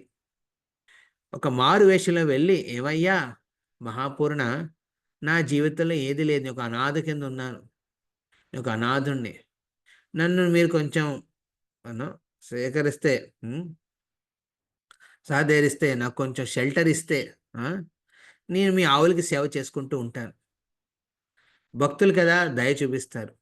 మహాపూర్ణ ఇతను చూసి, వృద్ధాప్యలో ఉన్న వ్యక్తి, సరే రా గోశాల చూసుకొని నీకు తిండి అన్ని బట్ట అన్ని ఇస్తానంటాడు. నాకు అదేం వద్దు, నీకు నీ గోశాలలో నీ ఆవులకి సేవ చేసే అవకాశం ఉంటే చాలు, సరిపోతుంది, సేవ చేస్తూ నేను ఉండిపోతాను. అలా కొన్ని నెలల పాటు మహాపూర్ణ ఇంట్లో ఆ, కాంచీపూర్ణ మారు వేషంలో గోసేవ చేస్తూ ఓ గోపాలుడి కింద ఒక చిన్న ఆ, కుటీరంలో ఉండేవాడు అనమాట. ఒకసారి బోరుగా వర్షం పడింది. మొత్తం గోశాల అంతా నీళ్ళతో నిండిపోయింది. ఆవులు ఇటు అటు చెద్దా చెదిరిపోయినాయి. అయ్యో పాపం అనుకుంటూ మహాపూర్ణ ఆ, నాకు ఈ సేవ చేయడం కోసం ఈ వ్యక్తి వచ్చాడు, ఎంతో శ్రద్ధతో సేవ చేస్తున్నాడు, ఎలాంటి ప్రాబ్లం క్రియేట్ చేయట్లేదు. సేవ చేయడం అంత పెద్ద విషయం కాదు, కానీ సేవ చేస్తున్నప్పుడు ఇబ్బందులు ఇవ్వకుండా ఉండడం పెద్ద సేవ. ఆ, మనం ఎవరికైతే సేవ చేస్తాం వాళ్ళకి ఇబ్బందులు పెట్టకూడదు. ఆ, ఎంత కష్టం వచ్చినా ఎలాంటిది వచ్చినా మనం దాన్ని స్వీకరిస్తూ సేవను ఉత్సాహంతో చెయ్యాలి. అలా వీడు సేవ చేస్తూ ఉన్నాడు. వీడు ఆ, ఇతనికి నేను రోజు తిండి పెడుతున్నాను, కానీ పాపం ఎలా ఉన్నాడో ఏంటో, వాడికి ఒకే వస్త్రం ఉంది, అది కూడా తడిసిపోయి ఉంటుందని తన దగ్గరున్న వస్త్రాలను తీసుకెళ్తాడు మహాపూర్ణ ఆ కుటీరంలోకి. ఆ కుటీరంలో ఆల్రెడీ తడిసి ఉన్న ఆ, కాంచీపూర్ణ తన బట్టలను విప్పి ఒక తువాల్లో కూర్చుని ఉన్నాడు అక్కడ. మహాపూర్ణ లోపలికి వెళ్ళగానే ఆశ్చర్యపోయాడు చూసి. ఎందుకంటే మారువేషం లేదు ఇప్పుడు, తన నిజ స్వరూపంలో ఉన్నాడనమాట. కాంచీపూర్ణ రూపంలో ఉన్నాడు. తువాలు కట్టుకుని కూర్చుని ఉన్నాడు అక్కడ. చూసి, కాంచీపూర్ణ మీరిక్కడ ఎలా వచ్చారని సాష్టాంగ ప్రణామం చేశాడు మహాపూర్ణ కాంచీపూర్ణకి. చేసి అప్పుడు ఆయన కూడా ప్రణామాలు చేసి అడుగుతారు, అయ్యో నా మారువేషం లేదు కదా, ఇప్పుడు మారువేషం లేనప్పుడు ఎలాగా ఐడెంటిఫికేషన్? మీకోసం మొత్తం శ్రీనివాస తిరుపతిలో కాంచీపురంలో ప్రతి చోట అందరూ వెతుకుతున్నారు మీకోసం, మీరేంటి ఇక్కడ గోశాలలో? అప్పుడు మహాపునికి అర్థమవుతుంది, ఈ కాంచీపురనే మారువేషంలో ఒక గోపాలుడి కింద ఇక్కడికి వచ్చి సేవలు అందిస్తున్నాడని. వాడు వెంటనే మహాపున్న వినిపిస్తాడు, మీరు ఇలాంటి సేవ నాకు చేయకండి, ఇది ఒక వైష్ణవ అపరాధం కింద మారుతుంది. మీలాంటి ఉత్తమ భక్తుడి నుంచి నేను సేవ తీసుకోవడం ఏంటి అని ఆలోచించి యాచిస్తాడనమాట కాంచీపురంతో. మీరు వెళ్ళండి, మీ వరదరాజుడు మీకోసం వెయిట్ చేస్తున్నాడు, ఎన్నో నెలల పాటు మీ విరహంలో ఎవరి నుంచి సేవ స్వీకరించట్లేదు ఆయన, మీరు వెళ్తే కానీ ఆయన స్వీకరించడు. అలా మహాపూర్ణ ఏం చేస్తాడండి, కాంచీపురాన్ని మళ్ళీ శ్రీరంగం నుంచి కాంచీపురానికి పంపిస్తాడనమాట.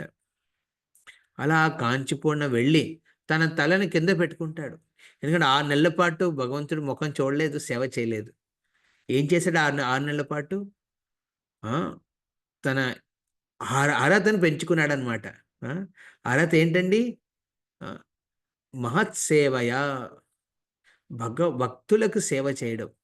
అలాంటి పరమ భక్తులకి సేవ చేసే అవకాశాన్ని తీసుకుని తన అర్హతను పెంచుకున్నాడు. అలా పెంచుకుని వచ్చి తన తలను కింద దించుకుని మరి వరదరాజుకు సేవ అందిస్తూ అప్పుడు విసుంగన వీస్తూ మౌనంగా ఉండిపోయాడు. అప్పుడు వరదరాజు అడుగుతాడు, ఏమయ్యా కాంచీపూర్ణ, ఏమైంది 6 నెలల పాటు?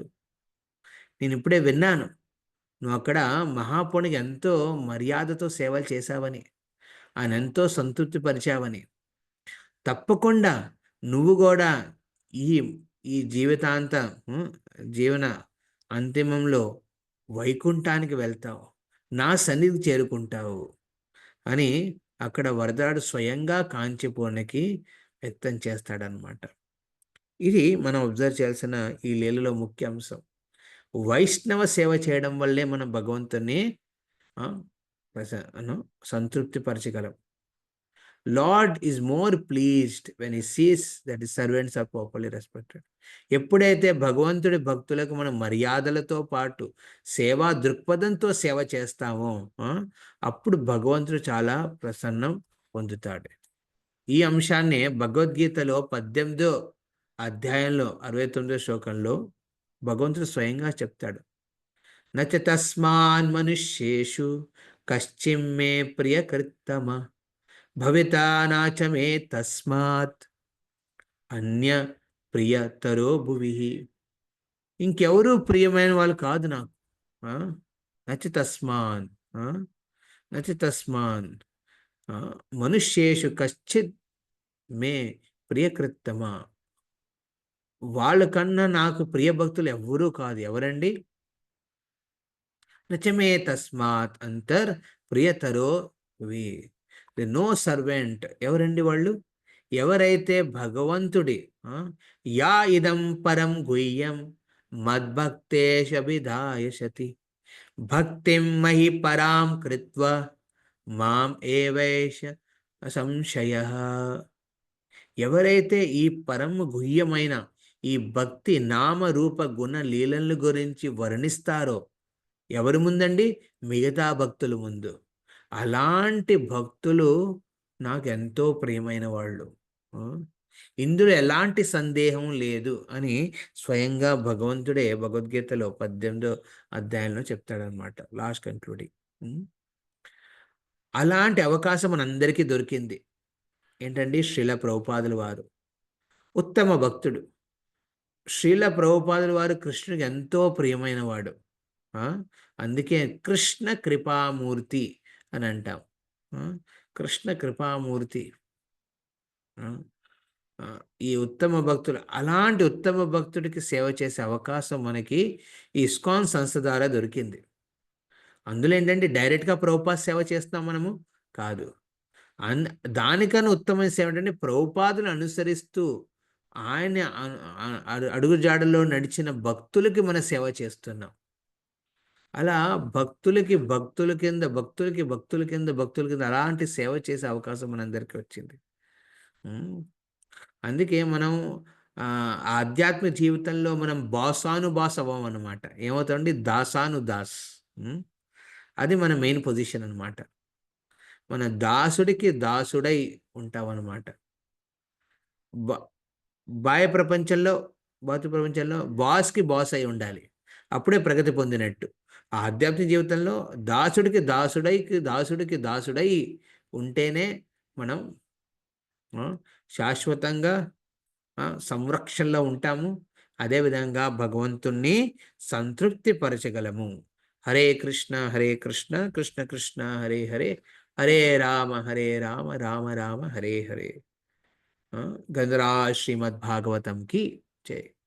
ఇందులో శ్రీల ప్రభుపాదులు కూడా తన జీవితంలో ఇలాంటి ఒక ఉదాహరణ మనకి వ్యక్తం చేశారు. శ్రీల ప్రభుపాదుకు ఒక శిష్యుడు ఉండేవాడు, ఆయన పేరు జయానంద.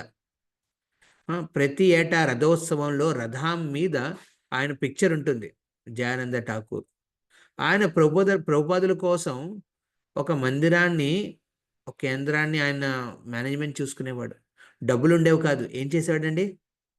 తను రోజు ట్యాక్సీ డ్రైవ్ చేసేవాడు. ట్యాక్సీ డ్రైవ్ చేసి అందులో వచ్చిన డబ్బులన్నిటినీ మందిర సేవకి అర్పించేవాడు. అలా ఒకసారి శ్రీల ప్రభుపాద రథోత్సవం చేయాలని ఉద్దేశంతో ఉన్నప్పుడు ఈ జయానంద్ ఏం చేశాడండి? ఆయన మెకానికల్ ఇంజనీర్ అన్నమాట. తన శక్తిని సామర్థ్యాన్ని ఉపయోగించి రథాన్ని నిర్మించాడు. మొదటి రథం, ఇస్కాన్లో మొదటి రథం ఆయన్నే నిర్మించాడు అనమాట, చెక్కతో, అమెరికాలో. అలా స్టార్ట్ అయిన రథయాత్రలో ఎన్నో సేవలు అందించేవాడు. ఎప్పుడు నేను ప్రభుపాద సర్వెంట్ కింద భావించేవాడు కాదు. నేను ప్రభుపాదులకి అయిన సేవకుల కింద ఉండిపోయేవాడు. ఎంతో మందిని భక్తులు ఆయన చేశాడు. ఒకరోజు అలా రథాన్ని నిర్మిస్తూ దారిని పోయే వాళ్ళందరినీ పట్టుకుని కొంచెం సేవ చేయవా అని ఇచ్చేవాడు సేవ. అలా సేవ చేసే అందరికీ ఎంతో ప్రోత్సహించి వాళ్ళకి ప్రసాదం ఇచ్చి వాళ్ళ భక్తుల కింద మార్చేవాడు. అలా ఒకసారి ఒక వ్యక్తి అలా నడుస్తూ వెళ్తుంటే ఈ జయానందని పిలిచాడనమాట. ఏమయ్యా, కెన్ యూ కమ్, ఒకసారి వస్తావా? వచ్చాడు. జయానంద అడుగుతాడు అనమాట, ఇక్కడ ఈ రథానికి నువ్వు ఒక మేకుని కొట్టాలి. మేకునిచ్చాడు కొట్టమని. మేకు కొట్టిన తర్వాత, ఓ ఎంత అద్భుతమైన సేవ చేశావు నువ్వు, బాగుంది, కొంతసేపు కంటిన్యూ చేస్తావని అడిగాడు. సరే చేస్తానన్నాడు అతను. అలా జయానంద ఆయన్ని నెమ్మదిగా భక్తి మార్గంలోకి తీసుకొచ్చాడు. ఆయనే తర్వాత శ్రీల ప్రభుపాద్ ఇస్కాన్ సంస్థలో ఒక విశిష్ట సేవలు అందిస్తూ ఇప్పటికి కూడా సేవ చేస్తున్నారు ఆ భక్తుడు. ఎవరండి ఆయన? శ్రీల జయపతాక స్వామి మహారాజ్. ఇలాగా జయానంద ప్రభు ఎంతో మంది భక్తులని భగవద్భక్తి మార్గంలోకి తీసుకొచ్చారు. ఆ? అలాంటి జయానంద ప్రభు ఒకసారి శ్రీల ప్రభుపాదులు వాళ్ళ మందిరానికి వస్తున్నారని, జనరలీ ప్రభుపాదులు ఎప్పుడైనా ఏదైనా మందిరానికి వెళ్తారంటే అక్కడ ఉన్న భక్తులందరూ ఏం చేస్తారు, ఎయిర్పోర్ట్కి వెళ్ళిపోయేవారు కార్లల్లో. ఎయిర్పోర్ట్కి వెళ్ళి అక్కడ కీర్తన చేస్తూ ప్రభుపాదులను మర్యాద సత్కారంతో మర్యాదలు ఇస్తూ ఆయన్ని పిలిచేవారనమాట, ఆహ్వానించేవారనమాట. ప్రభుపాద్ అలాగా ఫ్లైట్ దిగ్గానే ఓ లాంజ్ ఉంటుంది కదా front, welcome lounge, visiting guest lounge దగ్గర, అక్కడ అందరూ కీర్తన చేస్తున్నారు. కీర్తన చేసి ప్రభుపాద్ ఎంతో ఆనందపడ్డారు. అందరూ మాల వేశారు ప్రభుపాద్కి. ప్రభుపాద్ కారులో కూర్చున్నారు. కారులో కూర్చుని మందిరానికి వెళ్తున్నారు. అందరూ కూడా భక్తులందరూ కూడా కారులో కూర్చున్నారు. వెనకాల ప్రభుపాద్ కారు వెనకాల అన్ని కార్లు వెళ్ళాయి అనమాట. అక్కడ మందిరం దగ్గర అక్కడ కూడా కొంతమంది భక్తులు వెయిట్ చేస్తున్నారు. మాలలు వేస్తూ కీర్తన చేస్తూ మాలలు వేయడానికి వేచి ఉన్నారు. శ్రీల ప్రభుపాద్ దిగారు. కారు దిగ్గానే సాష్టాంగ ప్రణామం చేశారు భక్తులందరూ. కీర్తన చేస్తూ జయ ప్రభుపాద్, జయ ప్రభుపాద్, ప్రభుపాద్, జయ ప్రభుపాద్, జయ శ్రీల ప్రభుపాద్, జయ ప్రభుపాద్, జయ ప్రభుపాద్, ప్రభుపాద్, జయ ప్రభుపాద్, జయ శ్రీల ప్రభుపాద్. ప్రభుపాద్ ఎంతో ఆనందంతో నవ్వుతూ వాళ్ళ కీర్తనల్ని స్వీకరిస్తూ వాళ్ళు ఇచ్చే మాలను కూడా ఇస్తూ వాళ్ళకు కూడా ప్రసాది మాల కింద ఇచ్చేవారనమాట. అలా అన్నీ అవుతున్నాయి. ఆ మందిరం అధ్యక్షుడు ఎవరండి? జయానంద ఠాకూర్. ఓకే, జయానందుడు. సో కానీ జయానంద్ అక్కడ లేడు. అందరూ ఉన్నారు. ఎయిర్పోర్ట్ దగ్గర కూడా భక్తులు ఉన్నారు, టెంపుల్ ఎదురుగుండా కూడా భక్తులు ఉన్నారు. అందరూ వేచి చూస్తున్నారు ప్రభుపాదుల కోసం. కానీ ప్రభుపాదులు ఇటు అటు చూస్తున్నారు, కళ్ళు ఇటు తిప్పుతున్నారు. అందరు భక్తులు చూసి ఆనందపడ్డారు. కానీ ఆయన ఒక భక్తుడి కోసం వెయిట్ చేస్తున్నాడు. టెంపుల్ దిగ్గానే చూశాడు, కనపడలేదు జయానంద. అప్పుడు అడుగుతాడు ప్రభుపాదులు. అందరూ కీర్తన చేస్తున్నారు, అందరూ ప్రభుపాద కోసం వెయిట్ చేస్తున్నారు. కానీ ప్రభుపాదులు ఏం చేస్తున్నారండి? ఆ జయానంద కోసం వెయిట్ చేస్తున్నారనమాట. జయానంద ఎక్కడున్నాడు వెతకండి అన్నారు ప్రభుపాదులు. అందరూ అప్పుడు అప్పుడు అప్పుడు అందరికి గుర్తుకొచ్చింది జయానంద ఉన్నాడని. అలా వెతుకుతే ఎక్కడా కనపడలేదు జయానంద. తీరా ఒక అరగంట సేపు అంత వెతికిన తర్వాత తెలిసింది ఎక్కడున్నాడండి శ్రీల జయానంద ఠాకూర్. లోపల ఎక్కడైతే ప్రభుపాదులు ఉండబోతున్నారు, ఆయన రెసిడెన్స్, ఆ టెంపుల్ ఒక పర్టికులర్ ప్లేస్ అరేంజ్ చేసి పెట్టారు, క్వార్టర్స్. ఆ క్వార్టర్స్లో ఉన్న బాత్రూంలో ఆయన ఉన్నాడు. ఏం చేస్తున్నాడు అక్కడ బాత్రూంలో? అక్కడ బాత్రూంలో ఫ్లష్ పని చేయట్లేదు, దాన్ని రిపేర్ చేస్తున్నాడు అక్కడ. అందరు ఎతికిన తర్వాత తెలిసింది జయానంద్ ఏం చేస్తున్నాడండి, ఎక్కడో మూలలో ఉన్న క్వార్టర్స్లో ఉన్న బాత్రూంలో ఫ్లష్ పని చేయట్లేదని దాన్ని రిపేర్ చేసుకుంటూ కూర్చున్నాడు అక్కడ. వెళ్ళగానే అక్కడ చూశారు, ఒక భక్తుడు చూసి, Jayananda, Prabhupad is calling you immediately అని అంటాడు. ఓకే, జస్ట్ ఈ రిపేర్ క్లియర్ చేస్తున్నాను, ఎందుకంటే ఇది అవసరం. ఇప్పుడు ప్రభుపాద్ ఇక్కడ ఉంటారు, బాత్రూమ్ యూజ్ చేస్తారు, ఫ్లష్ పని చేయకపోతే బాగుండదు, ఇది సేవ చేసి ఒక 5 నిమిషాలు వస్తున్నాను అని చెప్పి ఆ సేవ కంప్లీట్ చేసి త్వరగా వస్తాడు ప్రభుపాద ముందు. ఇదండి సేవ అంటే. సేవా దృక్పథం అంటే ఇలా ఉండాలి. భగవంతుడికి సేవ డైరెక్ట్గా చేయడం మంచిదే. దానికన్నా ఉత్తమమైనది ఏంటంటే భక్తులకి సేవ చేయడం. దానికన్నా ఉత్తమమైనది ఏంటంటే భక్తులకి సేవలు చేసే సేవకులకి సేవ చేయడం. అలా దాసుడు కింద ఉండడమే మన జీవన ముఖ్య లక్ష్యం కింద మార్చుకోవాలి. అలా మార్చుకున్న ప్రతి భక్తుడు తన సేవా దృక్పథంతో భగవంతుణ్ణి సంతృప్తి పరచగలరు. గ్రంథరా శ్రీమద్ భాగవతంకి, శ్రీల ప్రభుపాదులకి, తాయ్ గౌర ప్రేమానందే. హరి హరి బోల్.